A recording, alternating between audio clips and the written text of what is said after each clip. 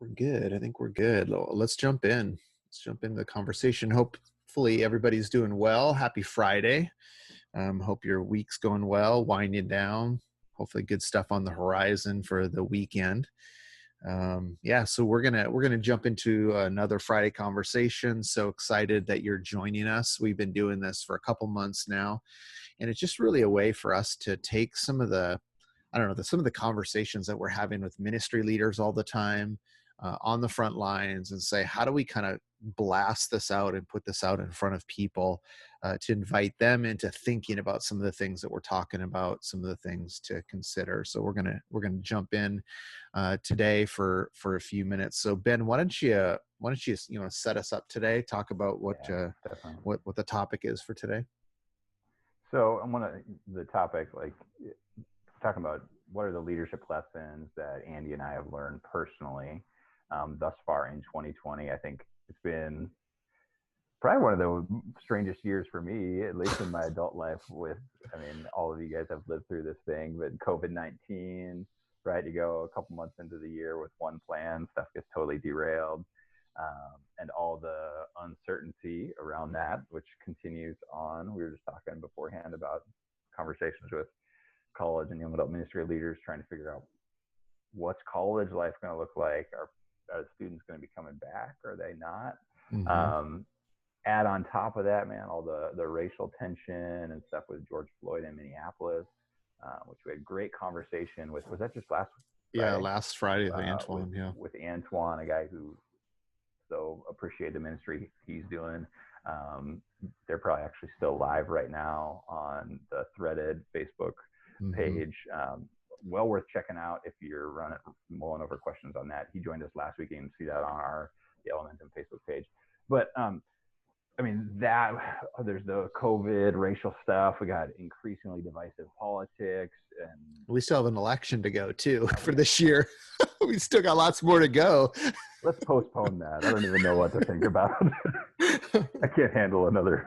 Yeah, exactly. But right, all that kind of contributes to the fact that there's been a lot of weird stuff going on, and more than ever, the future is uncertain for us. So we want to talk a little about what are some of the lessons that we personally have been pondering. So I guess the question really is maybe what are Andy? Why don't you start us off? What are maybe one or two leadership lessons you've been learning? Yeah, well, I'll do one. We can just kind of maybe ping pong back and forth on this. Here's been the interesting thing for me is I think one of the huge lessons for me is the value of community. And I think that has been, I think we knew that before 2020, right? We had talked about community is important, community is essential. But here's the interesting thing that I've noticed about community is, number one, how much we need it and how that's being evident right now. But it's interesting too, that the people right now that are what I would say thriving in the midst of this season that we're in are people who are deeply embedded into community. And so a couple examples I think about, or, in both ways, is you think about church, all of a sudden community is taken away from us. Relationships, we're not seeing those people on a consistent basis. So I think about even for our family, how important that community has been. Those relationships, we finally have had some of our church friends over for dinner, and just how good that's been to re-engage in that community. I think about ministry too, ministry. And the interesting thing about ministry has been about how what I see with a lot of ministry leaders is that they've allowed to continue to be effective in a lot of ways because of the community that's around them. It's people who are encouraging and people who are praying for them, people who they can ask questions to. I think about, Ben and I were talking a few minutes before this, is, there's been a couple of our ministry leaders who are calling, Zooming other ministry leaders to say, hey, let's talk about fall. What are you doing with leaders? What are you doing here? And so you kind of see the real value of that community that is keeping them going and actually continuing to accelerate their impact as well. And so I'm just reminded in this season that I knew theoretically in some ways, but how much that has been evident of just like the importance of community in the season. So I would say that's been a big highlight for me. I think one thing, you know, because I'm sure there are people who hear that and would say, yes, I agree. I really want a community. But I'm flying solo. I'm a ministry Mm. leader in a small town. I'm a youth pastor at a church, and I'm just doing this thing solo. No one else really cares about young adults or college ministry. I think one thing, though it's not a replacement for, substitute for real community with real people, I think you can surround yourself with community by engaging with content, watching videos, reading books Mm-hmm. and stuff that's going to inspire you and encourage you, and that those can become voices that speak into your moments Yeah. if you're lacking those um, interaction with real people. What would you say, Andy? What would you say maybe are a couple of characteristics of a community that is empowering or helping people to live fully in the current moment? Well, I think it's so. Here's been some things that I've seen is there. I think that mm, there's kind of this thing that community plays where obviously we have prayer and like encouragement and support, but I think sometimes the thing that we don't talk about community, especially during this time, is even sometimes challenge about how important that is. My wife and I were talking about this the other day of like, what's the role at times with people who are maybe trapped in fear in this time, or they're trapped in lies, or they're kind of in an unhealthy place. Yes, we want to support them and care for them, but there's also this sense where we need to kind of like uh, remind them through the gospel that we live by faith, and that there's something greater that we hope for, that God's in control of all those things. And sometimes it's kind of like, oh yeah, like I needed somebody to kind of almost like shake me at times to say, hey, just remember these things. And so I think it's the ability to kind of one is speak into your life, but also I think it's really important just somebody to kind of check in on you, or just kind of Yeah. know you're there. And I think that's the hard part with people, even in this season, in the COVID season where we're recording this in, is the people who don't have community kind of like drift off, and nobody is really they're not on anybody's radar, right? Of like, hey, how you doing? Are you doing okay? You still alive? Like, what's going on? And there's a lot of people that I'm hearing about out there that of people who just kind of like isolate, and there's nobody around them to kind of keep tabs on their emotional health, their spiritual health, like how they're doing financially. Even that's been a big conversation in our church, of checking in with people, with Mm-hmm. all the stuff that's going on. So yeah, I think it's the ability to speak in, and people who know you're there. Yeah, definitely don't underestimate the impact of just a single touch point, even if it's shooting a text Mm-hmm. to people. Like, I think Eric Morrow, and I've heard a couple other people, and he's one of our partners, and I've heard from a couple other churches where they were taking the time as a church, or you can do this in your college ministry, whatever, and let's go back through the list of people that have, who do we have in our database, or however you're storing that information. Let's just take the time and go through and shoot out a text or make a Mm-hmm. 5-minute phone call to every one of those people. Even if you haven't talked to them for 2 years, who knows? Like, God could use that providentially as a way to Yeah. bring them back into. Yeah. And even for me, that's been one of the things that I remember my senior pastor several years ago, like really encouraged us to like, don't pass those moments. Yeah. Like if the Spirit of God is kind of reminding you of somebody, like there's this tension of like, oh, should I text him? Should I not text him? And just text him. Like I did that the What do other you have to morning. lose? There's a couple people that I thought about in California, some friends of mine. One of them was a cop, just kind of like, and they just came to my mind that morning. I grabbed my phone and it was like 6 a.m. for them. And I'm like, I don't even care. I'm like, hey, just thinking about you, whatever. And so I think even as God brings those people to our mind in our community, Yeah. like don't let those moments pass, even if it's nothing and there was no reason for it. Like, what's the harm in a phone call? What's the harm in a text message? Hey, just thinking about you. Because the interesting thing is more times than not, how many times somebody's came to me and said, hey, you don't understand how important at that moment because, as God brought somebody to mind, I thought it was nothing, but there was a reason why I needed to text them, why I needed to call them, check in with them. So don't pass on those moments. Hmm. It's Yeah. good. How about you, Ben? What do you think would be something that one of the things that you've been learning in the season?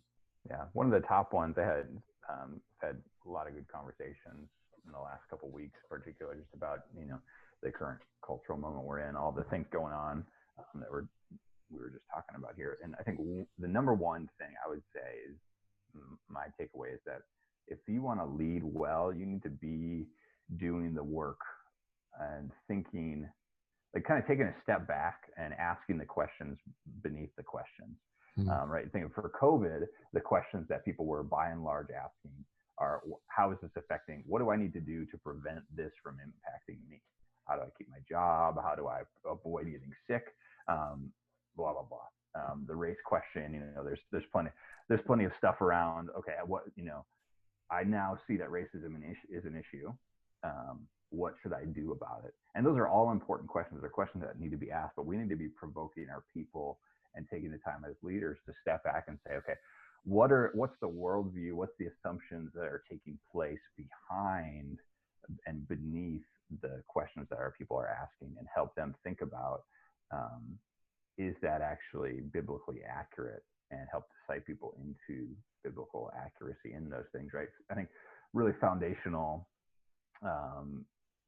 reality for us as humans is that we don't interpret facts in a vacuum, right? You can see this everyone's going to take the facts that are around them and create a narrative that aligns with the narrative that they've been embedded with based on what they've learned, what they believe, their family history, so on and so forth.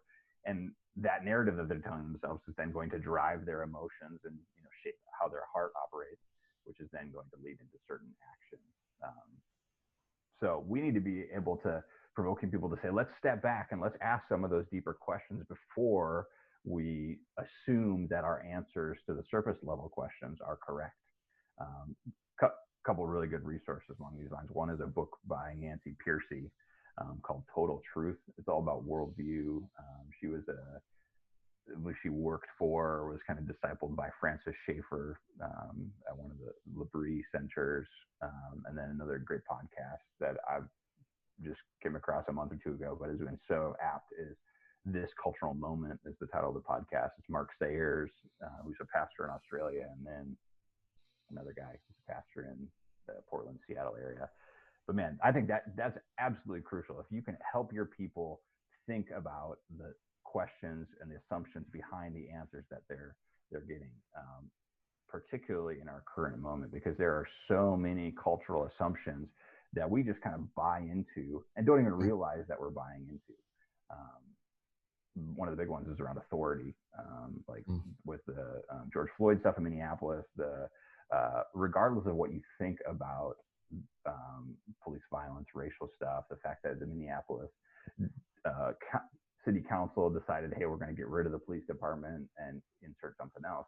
Regardless of what you think about that functionally, there are some significant things going on behind the scenes around the question of what is authority, who has authority, what gets to determine what is right or wrong, that are being assumed there, that as far as I hear, there's no conversation going on around those behind the scenes questions or assumptions. Yeah. And that's the stuff that I really feel like us as leaders, we need to do the hard work of figuring out what are our assumptions in order to be able to help other people do that same digging and searching.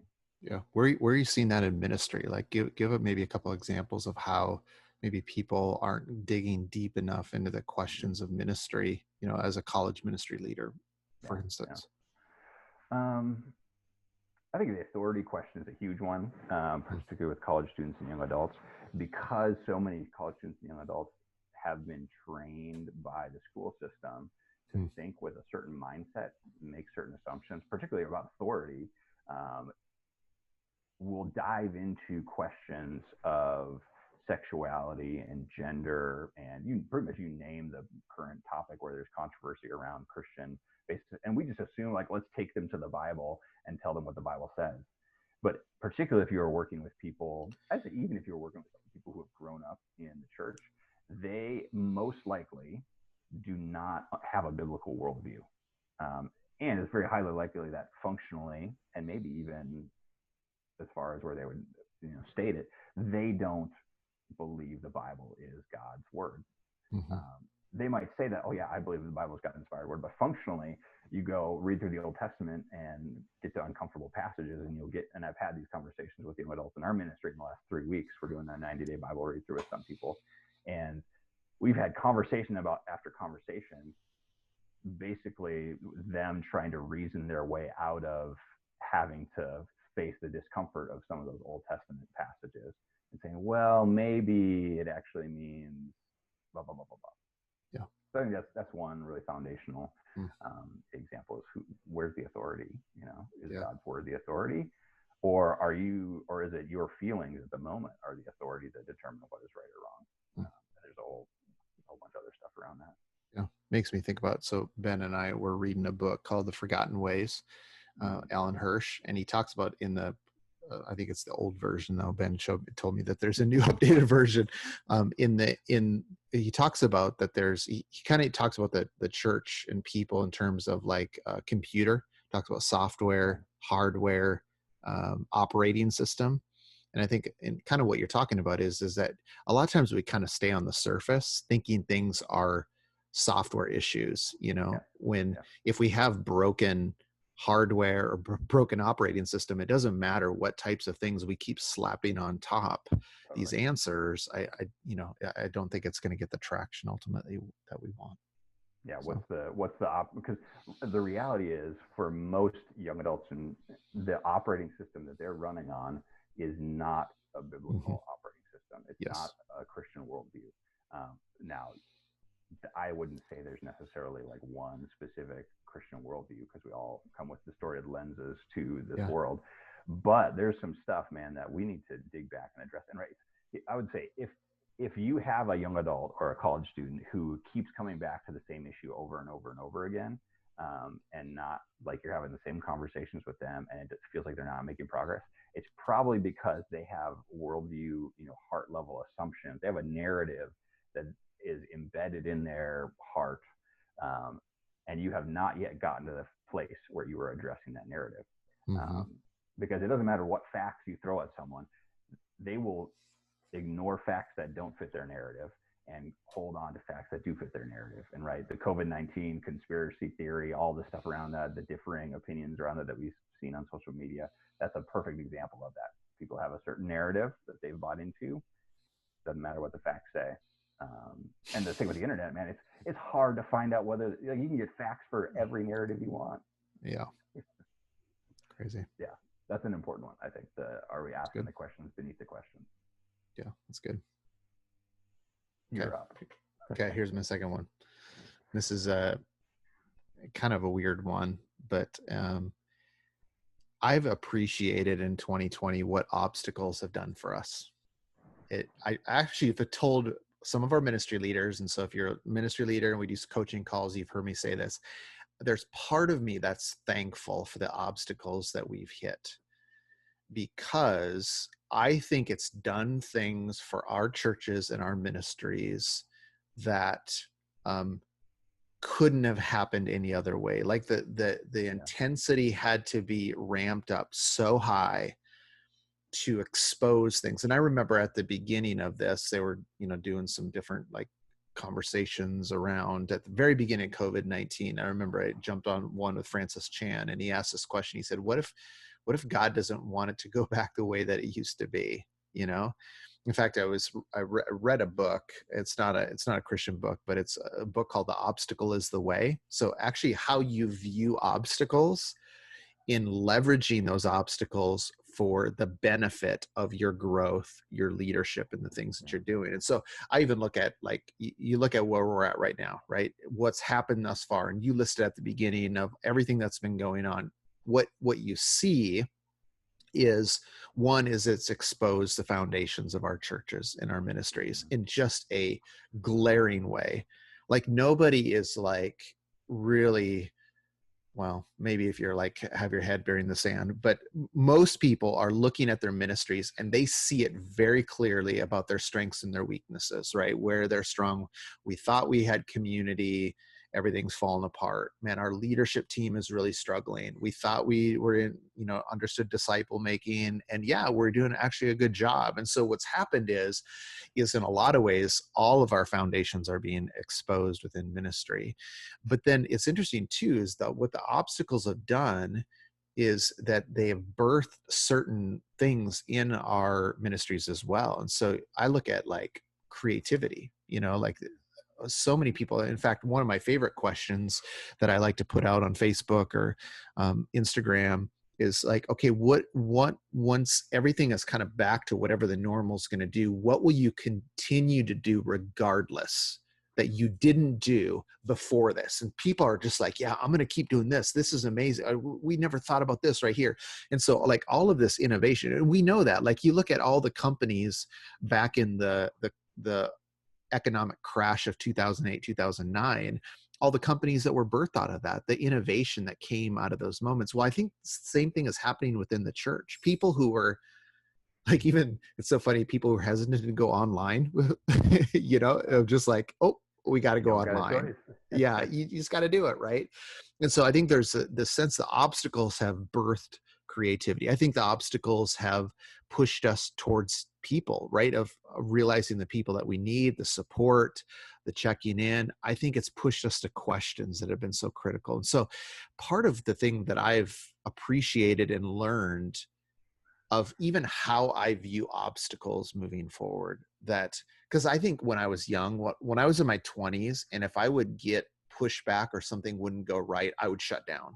Right? Just like, but I feel like now it's like, okay, God, what are you trying to teach me? What's this obstacle showing me about myself, my ministry, my family, my neighbors, whatever that looks like? And then how do I learn through this? How do I grow through this? How do I continue to become a better leader through this? And that's why I even been encouraging a lot of our leaders is like, I don't want you, man, what if we look back on 2020 is like that was a crazy time, but look at the list of the things God did. Boom, boom, boom. Yeah. He did this in our ministry. He did this in my family. He did this in our church. He did this with my neighbors. He did this with, whatever the fill in the blank is. What if we actually began to not shut down in the midst of everything, but we leaned in and said, okay, God, what are you doing? What are you teaching me? How are you going to utilize this to grow me, grow my ministry, grow my family, grow my leadership, whatever. So. And even I'd say, I think one of the lessons out of that too is maybe asking the question, okay, how do we keep some of that tension on our ministry? Because this is another thing from The Forgotten Ways by Alan Hirsch.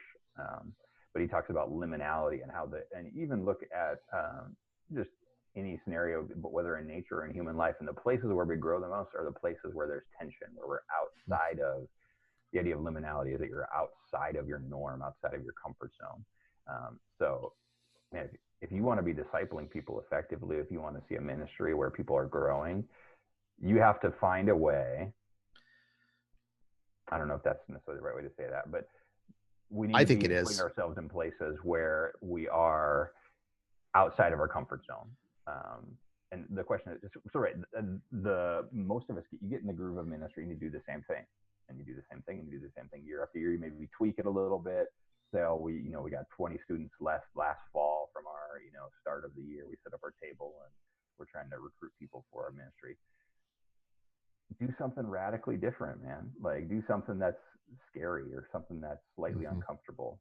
And it doesn't have to be totally off the deep end, but like if you're not putting yourself and your people into places where they're outside their comfort zone, they're not going to grow. Especially true if your ministry is a bunch of church kids. If your ministry is made up of a large number, or your leadership team, which is usually the case, is a large number of people who grew up in church, went to youth group, were on the worship team in the youth group, et cetera, their growth is dependent on getting outside their comfort zone, doing the things that they've talked about for 15 years. Yeah. And you even remember, like, even a way to think about it is to be reminded that as people, as human beings, that we are wired to try to move towards comfort. Like that's like we want to try to, but if you think about things in other ways, like think about working out, right? Lifting weights. Like it's the pressure or the weight, right, Yeah. as you're lifting is the thing that actually grows you. It's the thing that strengthens you, is not the lack of pressure, but actually the more pressure that you have, and that as you continue to kind of navigate it, is the thing that gets you stronger as a person. So we look at that and say, oh yeah, yeah, yeah. But there's a tendency for us as people to say what is wired in us is comfort, convenience. Like we will try to do everything as people to try to take uh tension. I mean, we do that as parents. It's like we try to remove any types of tension from our kids. Oh, they're not, and we interject, and we miss out on opportunities for our kids to grow Yep. when we take away that tension or that pressure. And so I think I would say, even as strongly as what you said, Bennett, I think that we actually need to uh, strategically put pressure kind of in our lives intentionally, knowing that there's some that ways that it's going to push us and grow us and move us forward. Yeah. That makes sense. So it's the, I'll touch on real quick the two other things I had noted down as I was thinking about what are some of the lessons that I've been learning this year. First one, I think for us as leaders, man, we need to have at least some basic knowledge of history. I had multiple conversations with people in the last couple months. It's like, man, this mostly young adults. This year is so crazy. Like, there's never been anything like this. Like, man, I don't know. I don't know if I can handle one more thing. Which I get, generally, I get I know what you're saying. None of them are, they're probably not literally saying that nothing has ever happened like this. But if we we can get in that mindset and say, oh my goodness, it's so overwhelming. Nothing like this has ever happened before. But realistically, most of the stuff that we're encountering right now is stuff that's happened before. Whether you got COVID-19, you got the compare that to the 1918 Spanish flu. And I'm not a historian by any means, so I don't know all the details of these. I'm sure there's ways in which this is showing up differently, but read last year a couple books on the Civil War, and you talk about divisive politics. You can't get much more divisive than the country literally being divided around similar issues to some of the stuff that's dividing us today. Economic chaos and disruption. You got World War. Like, one of the conversations I was having, they were talking about, oh man, this year I'm just overwhelmed by all this stuff. I'm so stressed out. Like, how are we going to survive? It's like, man, you look at the go from the Great Depression into World War II, with World War One not that long, before that. There's a generation that lived through all three of those things, and like, by my understanding of those events, that was significantly more traumatic than what's going on currently for our worldwide thing. So just as leaders, man, I think we need to have some sort of history perspective and understand some of the scale and scope of history. The other thing I'll say real quickly, because we're just about out of time, I think on what you're talking about, Andy, the thinking about innovating in ministry. Personal opinion here, you can, maybe controversial. I think small is going to win. I think if you are trying as a ministry, if you're putting all this energy into frantically trying to figure out how we're going to do our large group weekly gathering again this fall, you're doing the wrong thing. I think you're putting your energy into something that is not going to last. There is a place for that large group gathering, but if that's your primary ministry vehicle, you're having 50, 150, 200 students together or young adults together each week for a typical church service model. I don't think that's going to be effective. You're going to get a diminishing return on investment for that. COVID stuff, I think, jumped us forward in some ways, 5 to 10 years down the path that we were already headed down. And I think the primary discipleship vehicle, ministry vehicle that you need to leverage is medium to small groups. You got like 10 to 25, 30 people, maybe a little bit bigger than that. And that should be our primary. There's a great book on this. I would highly encourage anyone to read it. It's called Discipleship That Fits by, and I'm blanking on his name now. They're borrowing some stuff from some sociological principles from a school called Proxemics. A guy named Edward T. Hall. He was a sociologist back in the 1940s, 50s. Basically looked at how people interact differently in different size groups. And they kind of draw some biblical. Jesus even interestingly aligns with some of that with you got the intimate space with the 3 disciples, and you got the 12 is kind of the community space, and the public space with the large crowds that he's working with. And he each one of those spaces has kind of an ideal outcome, an ideal function. So like the large group space where you're getting, 50 plus people, what that's really effective for is inspiration and momentum. And, saying as a large group, we're moving in this direction. The thing is, we've historically, I think the church has largely, and ministries have largely tried to use that as the space where most of our ministry happens. So that's my other, maybe slightly controversial lesson that I'm taking away. Small is going to win. Yeah, that's good. That's good. Well, here's the encouragement for all of us as we wrap it up. Man, just 2020 has been crazy, like we've talked about, but there's opportunities to learn, and one of the great things that we want to help you think about is what is God teaching you? And so even if you're watching the replay on this on YouTube, on Facebook, man, just drop in even the comments below. What in 2020, or even right now, maybe you're watching in 21 or 22 or whatever. What is God teaching you right now? And even to reflect on that is an important moment to step and pause and just say, okay, what's God doing? Let's just kind of take a breath, look around. And so we'd encourage you to do that as well. So any final thoughts, Ben? Yeah, there's always more to learn. Cool. Awesome. Well, thanks for joining us. We'll jump on next week. I think we're on tap for the same time, same channel. If you need a conversation, love to do that. Best way to do that, elementumresources.com/call. We can schedule a time with one of our team members. We'd love to hear more about what you got going on, celebrate with you, brainstorm with you, think through it with you. So thanks, Ben, for a conversation today. Yeah. Have a good weekend, y'all. See you later.